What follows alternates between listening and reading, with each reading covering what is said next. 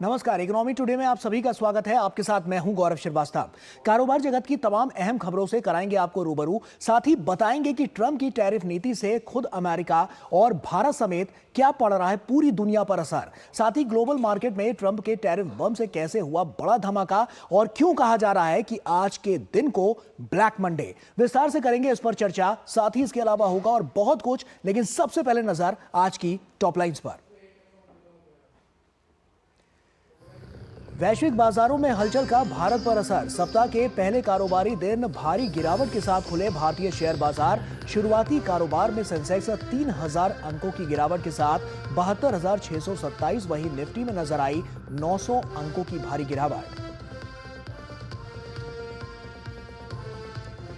Trump की tariff नीति से ग्लोबल मार्केट में गिरावट जारी। अमेरिकी बाजार में गिरावट पर ट्रंप ने दी सफाई, कहा इलाज के लिए कभी कभी दवा जरूरी है। नए टैरिफ लागू होने से पहले दुनिया भर के इन्वेस्टमेंट फर्म ने बढ़ाया ग्लोबल मंदी का अनुमान। जेपी मॉर्गन ने रिसेशन के अनुमान को बढ़ाकर किया 60%। और आरबीआई की मौद्रिक नीति समिति की बैठक आज से। आरबीआई गवर्नर 9 अप्रैल को करेंगे बैठक के नतीजों का ऐलान।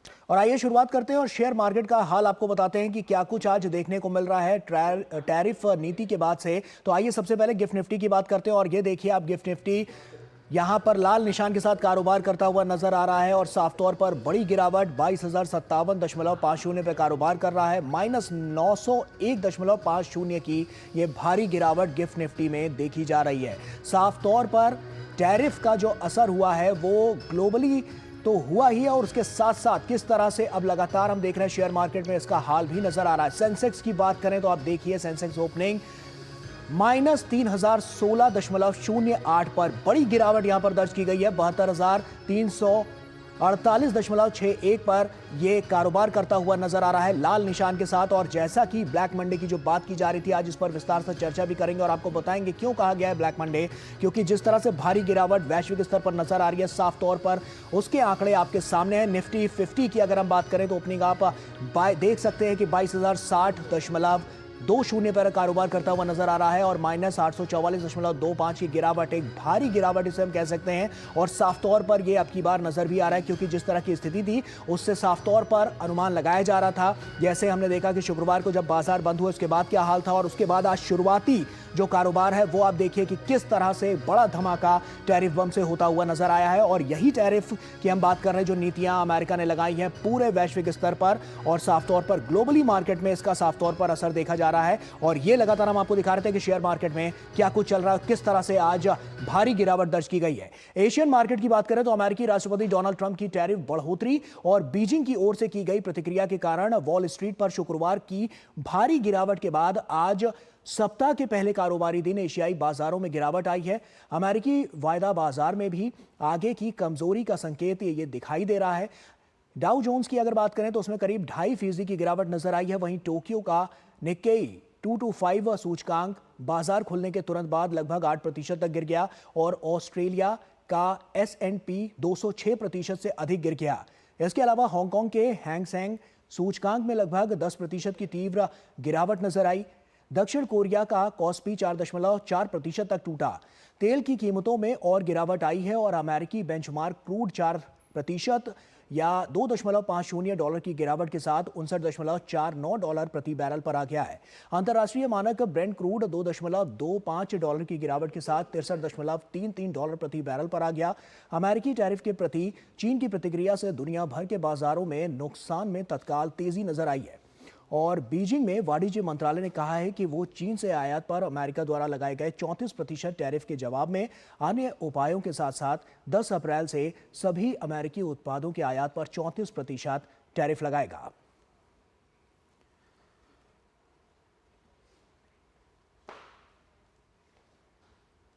और वहीं रिजर्व बैंक की मॉनेटरी पॉलिसी कमेटी मीटिंग आज से शुरू हो रही है। आरबीआई की यह बैठक नए वित्त वर्ष 2025 से 26 की पहली बैठक और आरबीआई की एमपीसी की 54वीं बैठक है। और इस बैठक में आरबीआई रेपो दर में एक बार फिर से 0.25% तक की कटौती कर सकता है।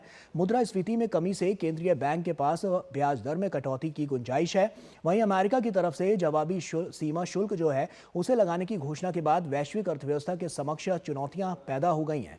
ऐसे में घरेलू मोर्चे पर भी आर्थिक वृद्धि को प्रोत्साहन देने की जरूरत महसूस की जा रही है। अगर आरबीआई रेपो दर में कटौती करता है तो इससे आने वाले दिनों में लोन सस्ते हो सकते हैं। आरबीआई गवर्नर संजय मल्होत्रा 9 अप्रैल को इस मीटिंग के लिए गए फैसलों की जानकारी देंगे।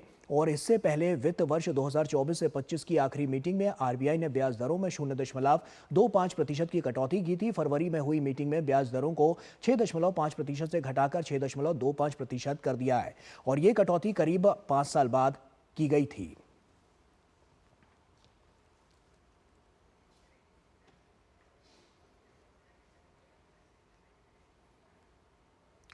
और आइए अब बात करते हैं आज के फोकस की।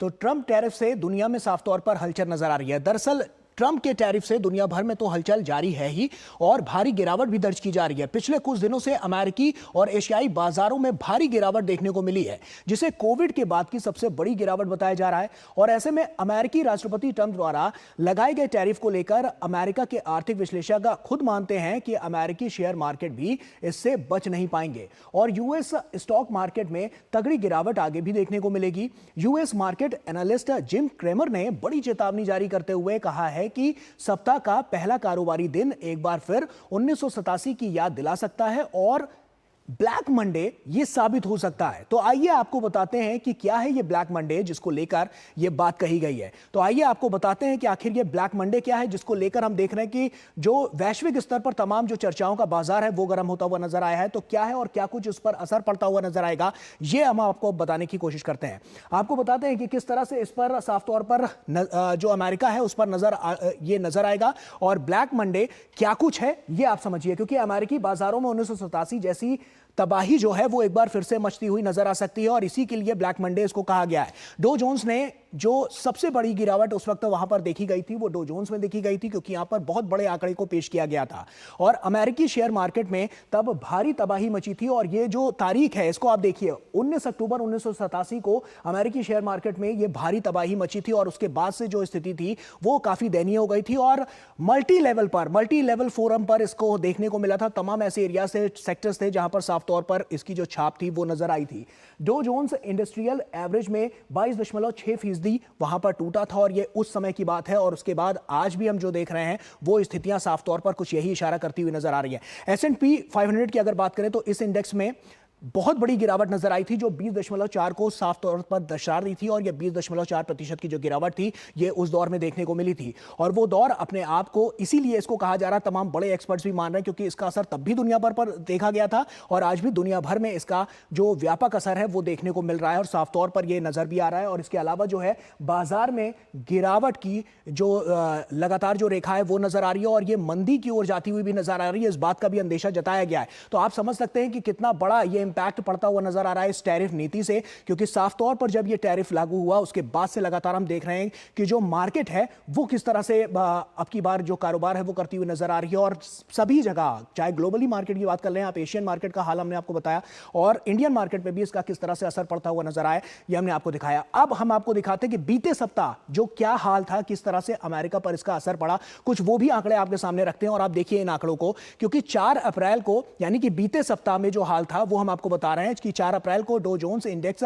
2231.07 पॉइंट यहां पर गिरकर यानी कि 5.50% गिरकर 38,314 के स्तर पर यहां पर बंद हुआ था। यह अपने आप में बड़े आंकड़े को पेश करता है। और 4 अप्रैल को S&P 500 की बात कर लें तो इसका जो इंडेक्स था वो 322.44 पॉइंट गिरकर यानी 5.97% गिरकर 5074 के स्तर पर यह आ गया था। और ये हम आपको बात बता रहे हैं बीते सप्ताह की, वो भी आंकड़े बहुत जरूरी हैं और आज जब खुला तो उसके बाद से आंकड़े सबके सामने हैं। 4 अप्रैल को नैस्डैक की अगर हम बात करें तो कंपोजिट 1050 अंक यानी कि ये भी 5.97% गिरकर यहां पर बंद हुआ था। और आप समझ सकते हैं कि इससे कितना बड़ा मार्केट पे असर पड़ता हुआ नजर आया। तो ये तमाम आंकड़े बहुत कुछ गवाही दे रहे हैं कि किस तरह से आपकी बार की जो रणनीति आपकी बार ट्रंप की रही है, और उसके बाद से खुद अमेरिका भी इससे 2-4 अमेरिका को होना पड़ रहा है और वहां पर तो इसका असर दिख ही रहा है। व्यापक स्तर पर अगर हम बात करें तो पूरी दुनिया पर इसका असर साफ तौर पर नजर आ रहा है। और ये जो आंकड़े हैं अपने आप में बहुत कुछ कह रहे हैं और यही सब आंकड़े हैं जो लगातार देख रहे हैं कि ग्लोबली कितना बड़ा जो मार्केट है उसको हिट करते हुए नजर आ रहे हैं और किस तरह से जो मार्केट है वो धराशाही होता हुआ नजर आ रहा है। यहां पर हम एक छोटा सा ब्रेक लेंगे। ब्रेक के उस पार जब वापस लौटेंगे तो कुछ और आंकड़े हैं और भारत पर इसका क्या कुछ असर पड़ेगा ये हम आपको बताएंगे। छोटे से ब्रेक के लिए रुक रहे हैं, जल्द हाजिर होते हैं।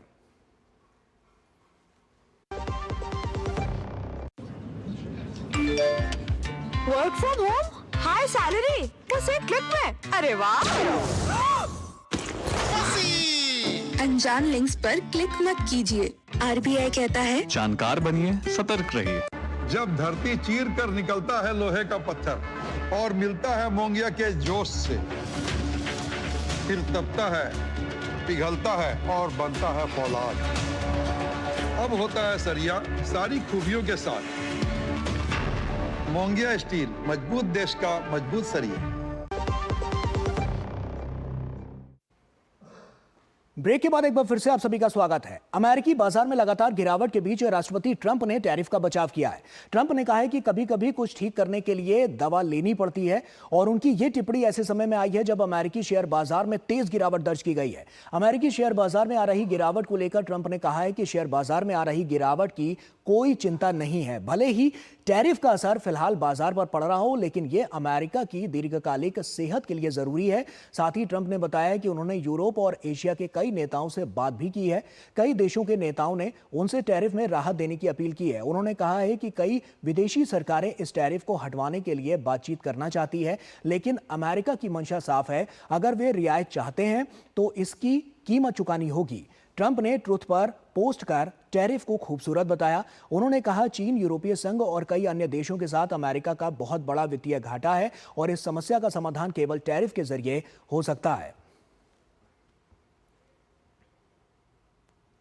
I don't want anything to go down, but sometimes you have to take medicine to fix something.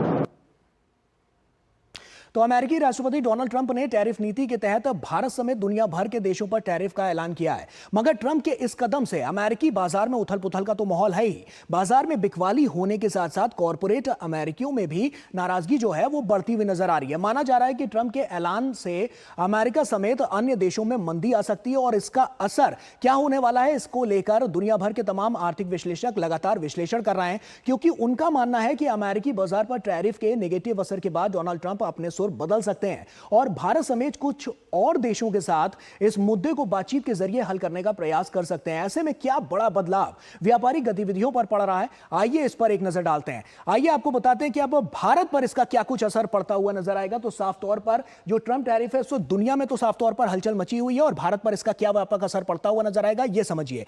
एशियाई देशों की तुलना में भारत के लिए स्थिति अपेक्षाकृत यह बेहतर है और यह किसका मानना है, जो एक्सपर्ट्स हैं उनका मानना है। भारतीय इक्विटी पर जो दबाव है वो पड़ सकता है और इसका साफ तौर पर जो अंदेशा है वो भी लगाया गया था। इसके अलावा कुछ सेक्टर्स की बात कर लेते हैं। फार्मा और आईटी जैसे निर्यात संचालित क्षेत्र इससे प्रभावित हो सकते हैं, जो साफ तौर पर नजर आए, क्योंकि ये निर्यात करते हैं और अमेरिका इन पर कहीं ना कहीं डिपेंडेंट है। एफएमसीजी की अगर हम बात करें तो यूटिलिटीज और को जो उसका प्रदर्शन है उसको और बेहतर किया जा सकता है। इसका बेहतर प्रदर्शन और होता हुआ नजर आएगा, जिसके लिए रूपरेखा भी धीरे धीरे करके निर्धारित की जा रही है। घरेलू स्तर पर सतत विकास को और ज्यादा बढ़ावा मिल सकता है, तो इंटरनल जो पॉलिसीज हैं उसके जरिए किस तरह से इन तमाम सेक्टर्स पर अच्छा प्रभाव पड़ता हुआ नजर आएगा, ये नजर आएगा। इसके अलावा ऑटो सेक्टर, ऋण निवेश समेत कुछ ऐसे जो क्षेत्र हैं वो लगातार इससे प्रभावित होते हुए नजर आएंगे। तो जो स्थिति है वो यहां पर देखने वाली होगी कि किस तरह से आने वाले समय में जो बाजार है वो काम करता हुआ नजर आएगा। वित्तीय बाजार को अगर हम देखें कि स्थिर करना, व्यापारी तनावों से बचाव को बचाना है, यह आरबीआई का लक्ष्य निर्धारित किया गया है और यह लक्ष्य काफी महत्वपूर्ण है, क्योंकि इससे ही आने वाले समय की जो रूपरेखा है वो रखी जाएगी। शेयर बाजार में जो गिरावट है वो दर्ज की जा सकती है और गिरावट की जो अंदेशा था वो साफ तौर पर पहले भी लगाया गया था और अनुमान जो है वो अभी भी लगाया जा रहा है और यही हमने देखा है कि मार्केट का हाल अभी क्या नजर आ रहा है। कच्चे तेल के दाम बढ़ने से कंपनियों के ऑपरेशन कॉस्ट में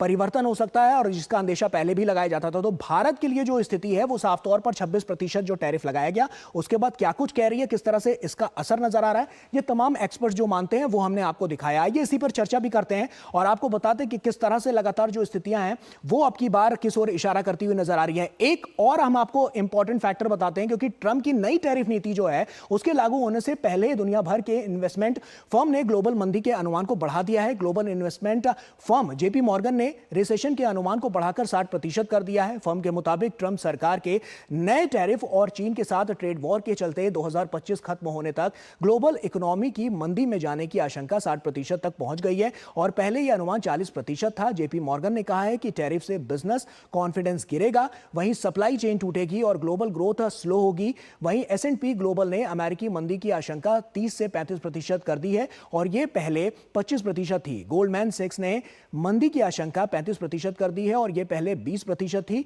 HSBC ने कहा है कि मंदी का 40% खतरा शेयर बाजारों में पहले से दिख रहा है।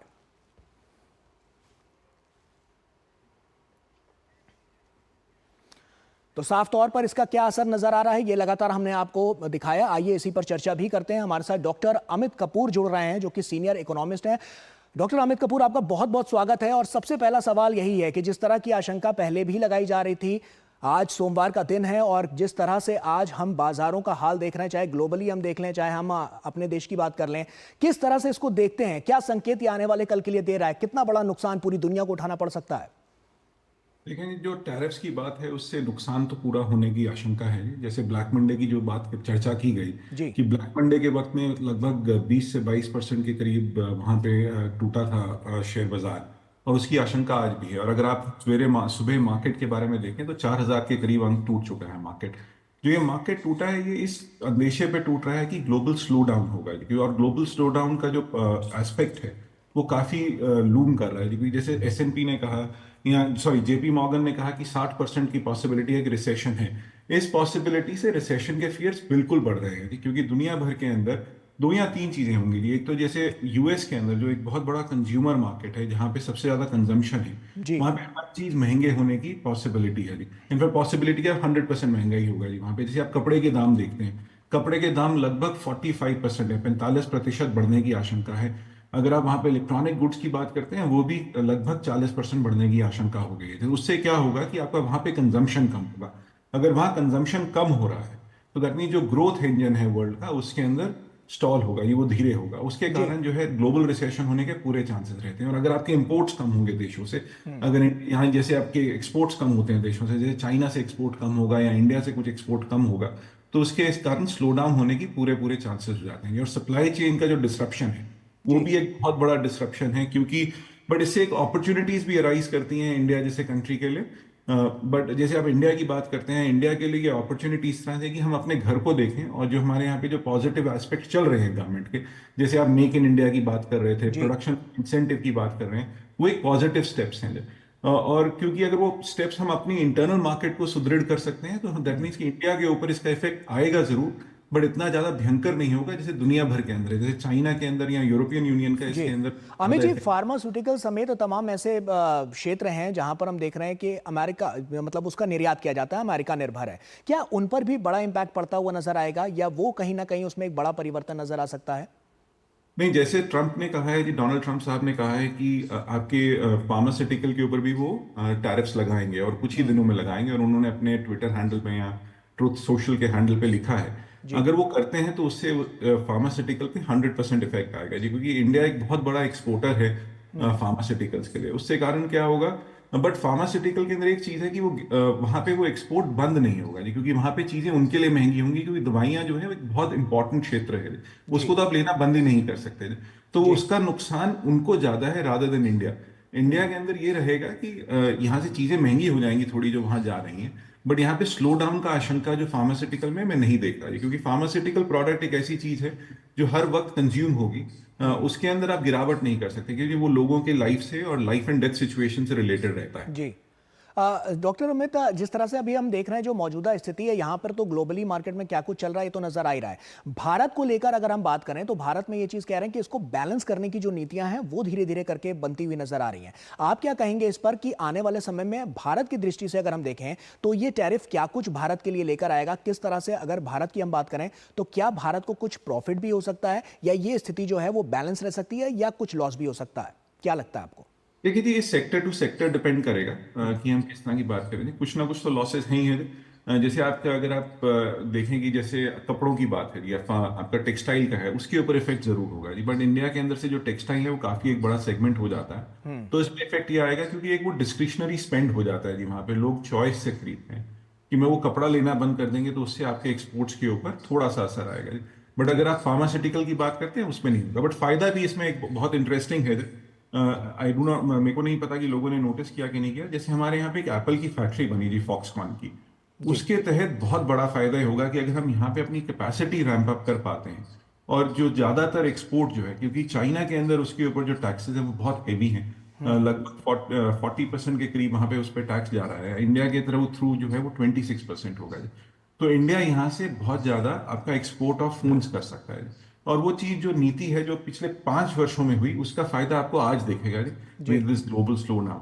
तो सेक्टर टू सेक्टर डिपेंडेंट है, बट अदरवाइज एक स्लो डाउन की आशंका हो जाती है जी, क्योंकि इसका इफेक्ट जो है आपके बैंकिंग रेट्स पे, आपके ऑयल प्राइसेस पे, ये सब पड़ने की रहेगी। बट जब स्लो डाउन होगा तो ऑयल प्राइसेस डेफिनेटली कम होंगे, तो इंडिया का एनर्जी एक्सपेंडिचर कम होगा। बट इसके लिए इंडिया के पास काफी सारे ऑप्शंस भी रहते हैं जी, अगर आप पॉलिसी के एक्शंस की तरफ से देखें। जैसे हमारा जो रुपी है, जैसे चाइना ने आज अनाउंस किया कि वो यहाँ वो बात कर रहे हैं कि हम अपने युआन को डिप्रिशिएट होने देंगे। क्या इंडिया अपने रुपी को डिप्रिशिएट होने देगा कि नहीं होगा? वो एक बहुत बड़ा प्रोडक्टिविटी क्वेश्चन है, जो वहाँ पे एक्सपर्ट्स हैं रिजर्व बैंक में, वो बात करेंगे इसके ऊपर।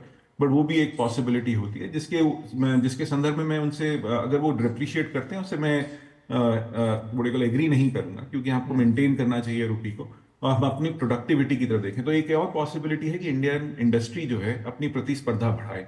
एक ये बहुत बड़ा मौका है हम लोगों के लिए। मुझे ये लगता है ये 1991 या 1991 के अंदर जो हुआ था, उस तरह का एक पड़ाव आ गया है कि इंडिया अपने आप को एक नेक्स्ट फिलिप दे या नेक्स्ट लेवल पे लेके जाए, और उसकी पॉसिबिलिटीज बहुत है। मैं इस चीज के अंदर एक और चीज कहूंगा, जैसे प्रधानमंत्री साहब कहते हैं कि जो इंडिया है वो एक मदर ऑफ डेमोक्रेसी है। बहुत लोग कहीं ना कहीं जो है ये failure of democratic system in US हो रहा है जी। तो इंडिया के पास एक और चीज है कि हम डेमोक्रेटिक राइज और अपनी डेमोक्रेसी की बात आगे बढ़ाते हुए कहें कि एक रूल बेस्ड कंट्री है जी। और इंडिया के अंदर ये बहुत बड़ी बात है कि हम एक ग्लोबल ऑर्डर के अंदर ऑपरेट करते हुए आए हैं, और बहुत तरीके से करते आए हैं। इंडिया को कभी भी कोई नहीं कह सकता कि पिछले 75 साल में इन्होंने कुछ रूल बेस्ड नहीं करा। मतलब हम लोग हमेशा निश्चित तौर पर अमित जी जो आप बात कह रहे हैं वो बहुत महत्वपूर्ण है कि, और प्रधानमंत्री नरेंद्र मोदी एक और भी मंत्र देते हैं, वो ये भी कहते हैं कि आपदा में अवसर। जैसा कि हमने अभी कोविड में देखा, कोविड के बाद क्या सिनेरियो था, और उसके बाद से अब जो ये मंदी की कगार जो अभी दिखाई दे रही है, जिस तरह की आशंका लगाई जा रही है, तो कहीं ना कहीं भारत यहाँ पर भी आपदा में अवसर निकालने में कारगर साबित होगा, और इस बात का अनुमान तमाम एक्सपर्ट्स भी मान रहे हैं। बिल्कुल जी, आपदा में अवसर ही है, क्योंकि अगर हम अपनी इंटरनल मार्केट स्ट्रांग कर दें, हम अपनी इंटरनल कंजम्पशन स्ट्रांग कर दें। जैसे अभी कुछ चीजें देखें, जैसे एक बहुत इंटरेस्टिंग पॉलिसी है गवर्नमेंट की कि इंटरनल टूरिज्म को बढ़ावा दिया जा रहा है। तो जो डोमेस्टिक टूरिज्म है, जिसके अंदर अगर आप कुंभ कहें, अयोध्या कहें या केवड़िया कहें, उस तरह की बहुत चीजें पॉसिबल हो रही हैं। तो कंजम्पशन बिहेवियर इंडिया में बढ़ रहा है। इंडिया के अंदर जो ग्रोथ है, जो 7% के करीब ग्रोथ है, उसके कारण आपके वेजेस भी बढ़ रहे हैं। तो इंडिया में कंजम्पशन जो है वो अगर रहता है ठीक और सटीक रहता है, तो हम अपने इंटरनली उस प्रोसेस में वर्टिकल आगे ही जाएंगे। तो मुझे लगता है कि एक और अवसर यही है, जैसे मैंने कहा था कि आप अपनी प्रोडक्टिविटी बढ़ाएं। अगर हम अपनी प्रोडक्टिविटी बढ़ाते हैं, अगर हम अपने प्रोडक्शन के अंदर प्रोडक्टिविटी बढ़ा पाते हैं, प्रतिस्पर्धा बढ़ा पाते हैं, नंबर्स को बढ़ा पाते हैं, उससे आपकी कॉस्ट भी कम होगी। जैसे अभी एक और अपॉर्चुनिटी है कि हम अपने एग्रीकल्चर सेक्टर को कैसे ठीक कर सकते हैं। बहुत लोग इससे नाराज होंगे कहने में, बट जैसे जो फार्म बिल लाए थे प्रधानमंत्री जी, एक वो बहुत इंपॉर्टेंट बिल था। आज एक समय है कि लोग समझें कि उस फार्म बिल की इंपॉर्टेंस क्या है। निश्चित तौर पर हाँ जी, क्योंकि मैं बहुत उस वक्त डिसअपॉइंटमेंट थी कि वो बिल वापस लिया गया, क्योंकि अगर हम वो लेके आ पाते हैं तो हमारी प्रोडक्टिविटी आगे जाएगी और हमारी प्राइसेस भी कंट्रोल होंगे। निश्चित तौर पर अमित जी, ये तमाम महत्वपूर्ण बातें हैं जिन पर लगातार भारत की नजर है, और लगातार इस पर इंटरनल पॉलिसी के तहत आगे भी बढ़ा जा रहा है। बहुत बहुत शुक्रिया हमसे जुड़ने के लिए और तमाम बातचीत हमसे यहाँ पर करने के लिए, क्योंकि जिस तरह से जो टैरिफ की नीति है और जिस तरह से जो ट्रंप ने जो बात कही है और उसके बाद से आगे बढ़ते हुए नजर आई है, वो अपने आप में तमाम यहाँ पर जो संदेश है वो तो देती हुई नजर आ रही है, लेकिन भारत पूरी तरीके से तैयार है और भारत में कहाँ कुछ इस पर इम्पैक्ट पड़ेगा, इसके लिए भी एक ठोस रणनीति आगे बनती हुई नजर आ रही है। और इसी के साथ फिलहाल इतना ही, लेकिन चलते चलते आपको छोड़ जाते हैं कारोबार जगत की कुछ अन्य खबरों के साथ। तो आप बने रहिए डीडी न्यूज के साथ। हमें और हमारी पूरी टीम को दीजिए इजाजत। नमस्कार। केंद्रीय वाणिज्य और उद्योग मंत्री पीयूष गोयल बुधवार 9 अप्रैल को निर्यातकों के साथ बैठक कर सकते हैं। बैठक में ट्रंप प्रशासन के 26% अतिरिक्त पारस्परिक शुल्क लगाए जाने के कारण भारतीय व्यापारियों के समक्ष आने वाली समस्याओं पर बात होगी। टाटा मोटर्स की premium car company Jaguar land rover ने ब्रिटेन से अमेरिका में कारों का शिपमेंट 1 महीने के लिए रोक दिया है। कंपनी ने ये फैसला ट्रंप की टैरिफ नीति से बचने के लिए किया है। ओला इलेक्ट्रिक मोबिलिटी लिमिटेड को ट्रेड सर्टिफिकेट मामले में नोटिस मिला है। नोटिस में कहा गया है कि महाराष्ट्र में कई स्टोर बिना अनुमति के चल रहे हैं। इसमें गैर कानूनी तरीके से वाहन बेचे जा रहे हैं। डॉक्टर रेड्डी लेबोरेटरीज को इनकम टैक्स डिपार्टमेंट से 2,395 करोड़ रुपए का टैक्स डिमांड नोटिस मिला है। ये notice doctor Reddy holding limited के साथ विलय को लेकर है। ऑनलाइन फूड और ग्रोसरी डिलीवरी कंपनी स्विगी एक बार फिर से टैक्स डिमांड नोटिस का सामना कर रही है। कंपनी को वित्त वर्ष 2021-22 के लिए 2 टैक्स असेसमेंट ऑर्डर मिले हैं। कंपनी ने रेगुलेटरी फाइलिंग में कहा कि इन दोनों नोटिस में 165 करोड़ रुपए के टैक्स की मांग की गई है।